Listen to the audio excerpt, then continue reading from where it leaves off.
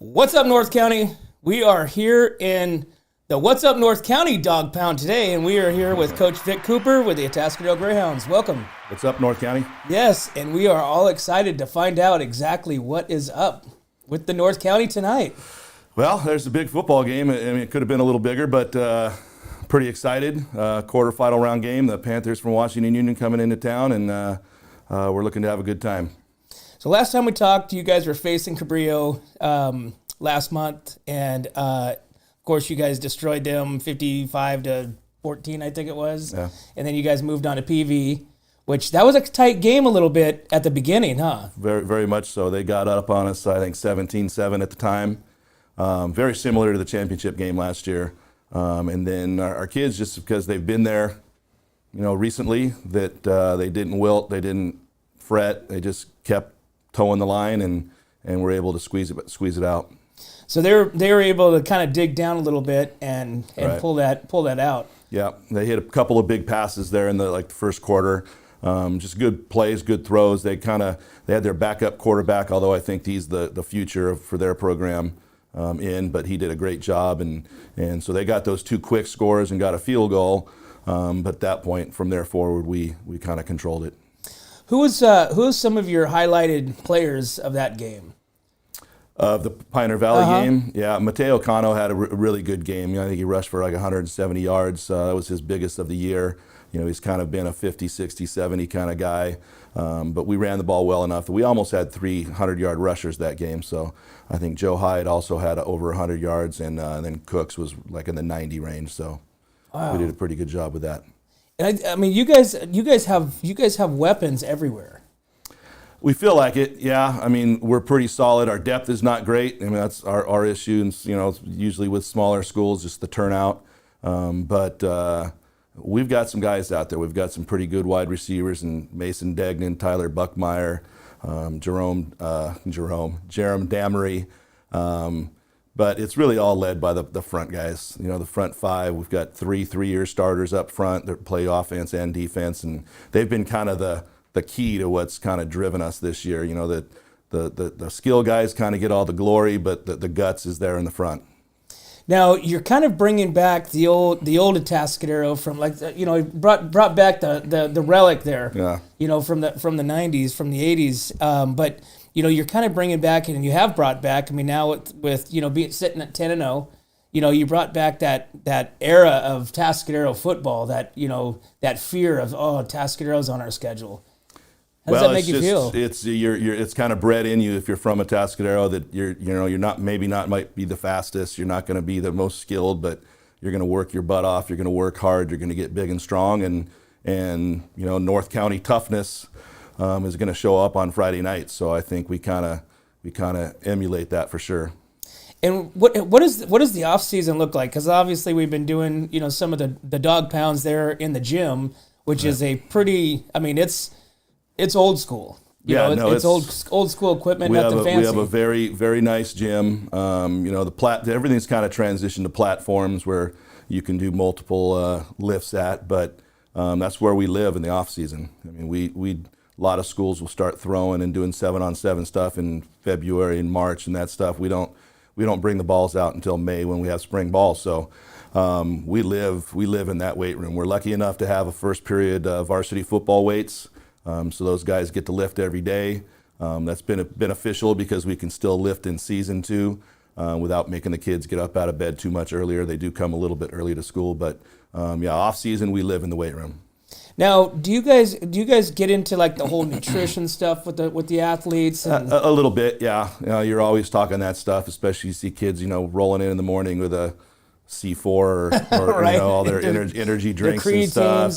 They'll do the creatine powders or the pre-workouts and stuff, but really there's no replacement for just getting in there and doing it. There's no magic pill to get you in there and do it. So it's just a nice situation. So for the last 2 weeks, you guys finished up the season. Obviously, congratulations. Thank you. With being number one, and then you took the first week bye. So how was that? How was the last 2 weeks with you guys? The bye is nice. It's kind of hit and miss. It worked out well for us this year. Last year, I think I was coming off the PV loss. I think we wanted to get right back at it. So it was kind of disappointing last year. We kind of wanted that game to get the bad taste out of our mouth. But this year it's allowed us to get a little more healthy. We had a couple guys that were probably playing at 70%, 80% that are pretty close to 100% now. We're also going to get Buck Meyer back this week, who's been out for 3 or 4 weeks. Big outside linebacker, wide receiver guy. So it allowed us to get healthy a little bit. And does that give you more time to, maybe go over video a little bit more with the players? Yeah, there's lots of ways to do it. You can kind of focus internally. So, probably early in the week, last week during the bye, it was focused on us. We weren't really looking at Templeton or Washington Union. We're looking at our fixes that we need to make from Cabrillo and Pioneer Valley towards the end of the league season. And then we slowly kind of transitioned. Obviously, we had lots of experience with Templeton, so there's lots of stuff you can prepare for especially with their offense and their guys, their coaching staff. There's such familiarity. You kind of know what you're going to get there. So we worked a little bit at Templeton. We managed to secure a Washington Union film as well. So we got to kind of work. So you kind of spend the week, hey, here's a Templeton session, here's a Washington Union session, and then of course Friday night we figured out who we get to play. And how does that work with when you guys are swapping films? I mean, is that just something that is a given, or is it like, do they have to give you the film? So you go like with our league, the Ocean League and the Mountain League all have what we call pools. Where basically we just all load all of our films every week up into a general pool, and then all the other teams can pull it out. So by the time we played Templeton in week 7, we had every single game they had, and they had every single game we had played too. When you get to the playoffs, it's supposed to be a minimum of 3 video trade. Most schools are pretty good about it because a lot of schools just trade as much film as you can.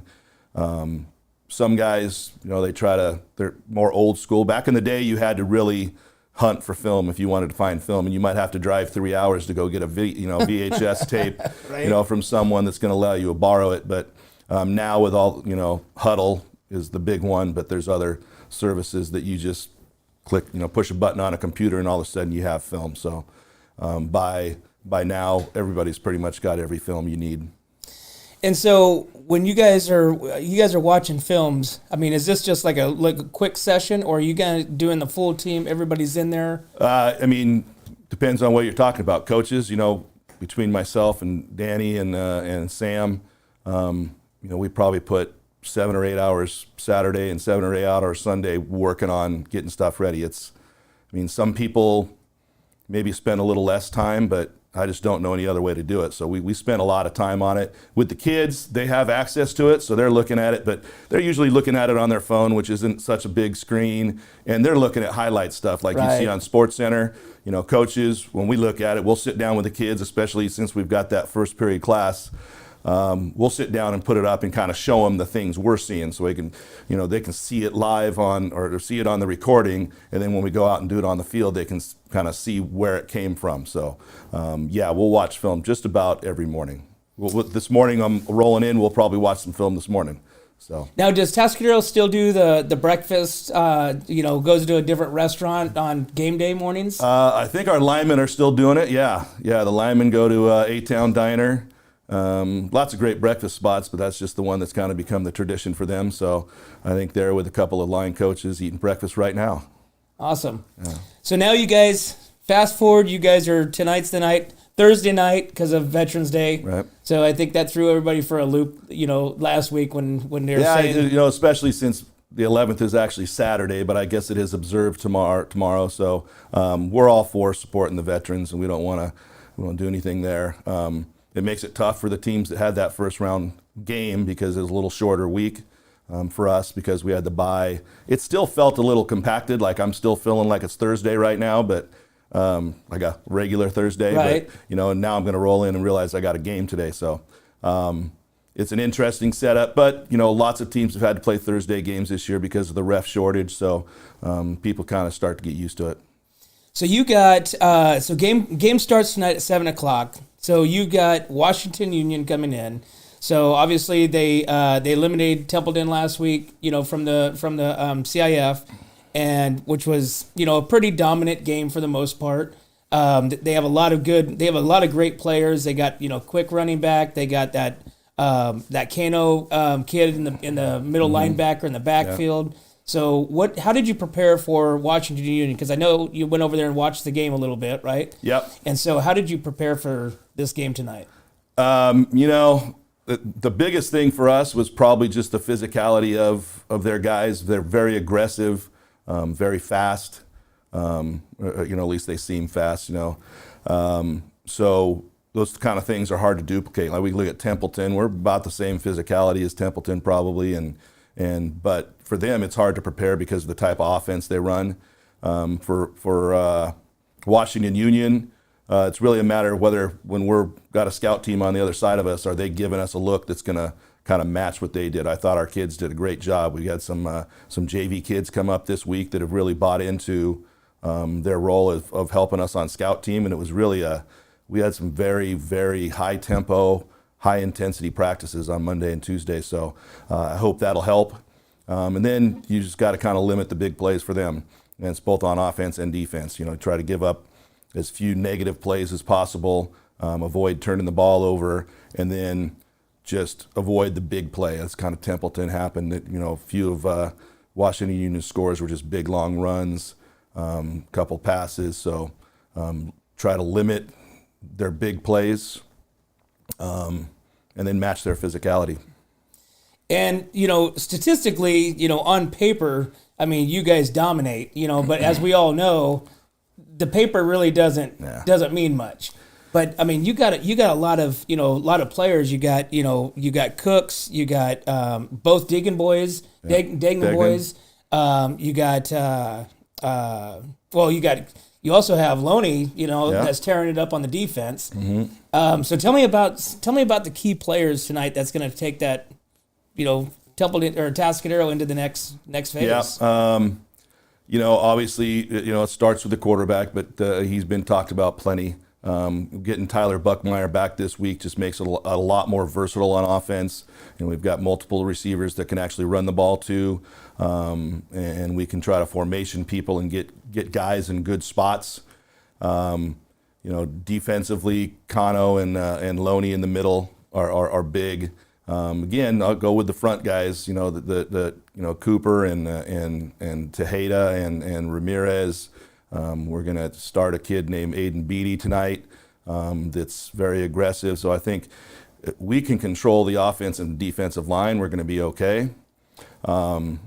We've got guys everywhere. I think our main issue, I feel comfortable with every position we have on the field.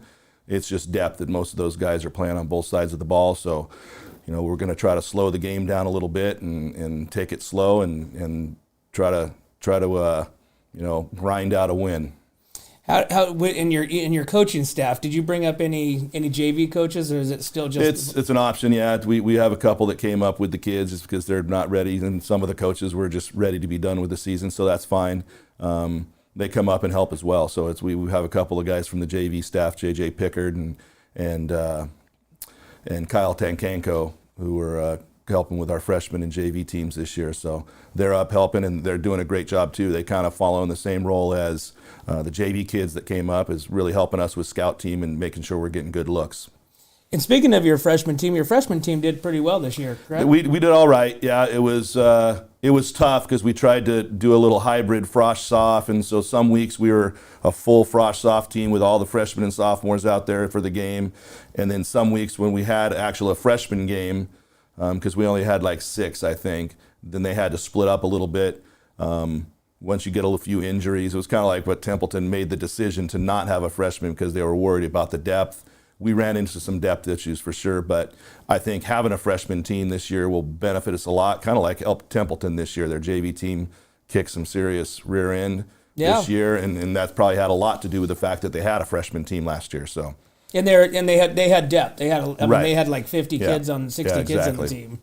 So, and when you talk about like the different levels, I mean, obviously you're managing and coaching the varsity squad. Do you put down into the JV and freshman plays also for them? Or? It's a full 4-year program. Yeah, they're running what we run.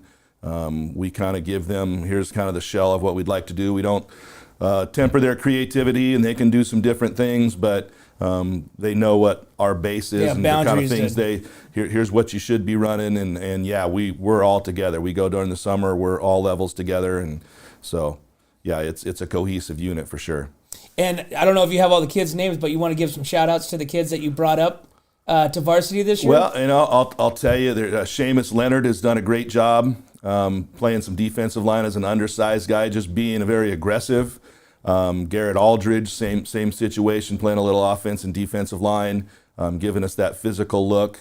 Bishop Resco has done a fantastic job as the running back. I mean, he has very similar mannerisms to number 8 for Washington Union, so he's given us a great look. He's almost a clone of him. So yeah, there's some guys awesome. that are doing some cool things. Yeah, Bishop came to Templeton a couple of years ago and played with for me. Yeah. And he brand new, never played football, but he was a wrestler. He's just now, like last year as a freshman, he had some injury issues and didn't quite get as much playing time, because of that. He's really coming to his own, especially the second half of the JV season. And now, we saw it out there, but he looked like a varsity guy this week for sure. Awesome. Well, we're all excited. I think you got the whole North County behind you guys. Appreciate that. I think it's going to be another jam-packed Atascadero Stadium. Yeah, get out there. Just because it's Thursday night, a lot of people have to work on Friday too. But maybe you just go in a little late tomorrow morning. Right. 7:00 tonight. Tickets have to be bought on GoFan, right? GoFan.co is the CIF one. I'm guessing if you walked up with cash at the front gate, they wouldn't turn you away. But yeah, they would like it to be through the GoFan app. Awesome. Any more shout-outs, Coach? No, hey, go Hounds. You guys fill the house. I know our booster club's got a lot of stuff. We've got some Orange Rally towels. We got some Thunder sticks, and they got all kinds of things going in there. And just show up early, wear orange, be loud, stay late. Awesome. Coach, Thanks. Congratulations on Appreciate your season. it. Congratulations on the CIF, and we are behind you and waiting for that other state championship. Let's go. Let's go 1-0 this week. That's all we're focused on. There you go. So, go Hounds. All right. Well, good luck. Well, there you have it, guys. Thanks for tuning in to the Dog Pound here with Coach Vic Cooper here. And make sure you guys get out to the game tonight. Like I said, it's going to be a good one. Let's get behind Atascadero and push them and keep them and show us the support for the North County. But as always, guys, we can't do this without you and our sponsors. We'd like to thank Esplar Wines, Wine Travelers Hideaway, Rancho Sestero Meat Cutting, Visit Atascadero, 805 Customs, El Red Rooster, Pacific 805 Spas, Hanson Enterprises, 5-Star Rain Gutters, Airflow Filter Services, Story Termite Pest Control, Borhone Auto Center, and Kennedy Club Fitness, guys. Thanks again. We'll see you tonight in Atascadero.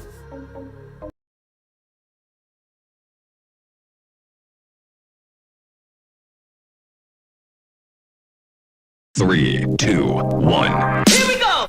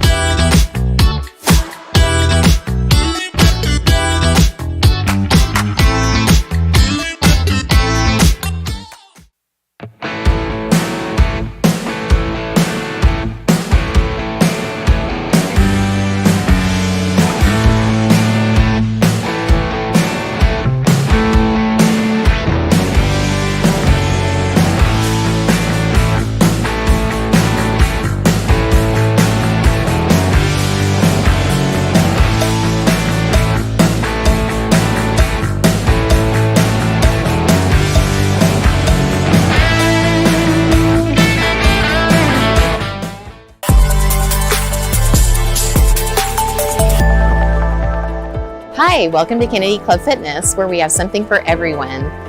We have weights, cardio, group exercise classes, racquetball, basketball, swimming, and pickleball coming soon. Here at Kennedy, we're committed to health, wellness, and community. Stop by any of our 4 locations: Paso Robles, Atascadero, San Luis Obispo, and Arroyo Grande, or check out our website at kennedyclubs.com.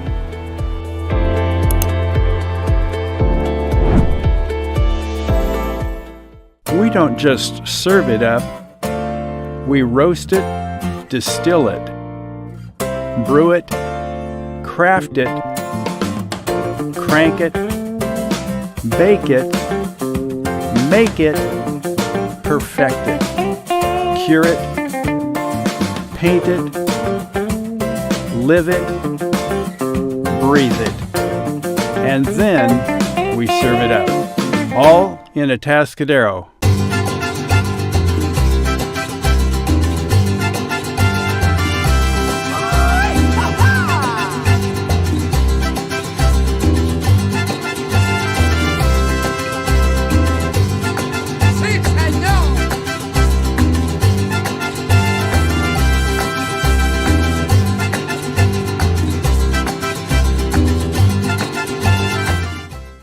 Hi, this is Dave Story, small game hunter with Story Termite and Pest. We're a full-service termite and pest control company. From rodents to termites, we can take care of all your pest control needs. Call today, we can tailor a pest control program that will meet your needs and budget. Contact us at 805-460-0650 or at storytermite.com. Remember, we don't have customers, we have friends.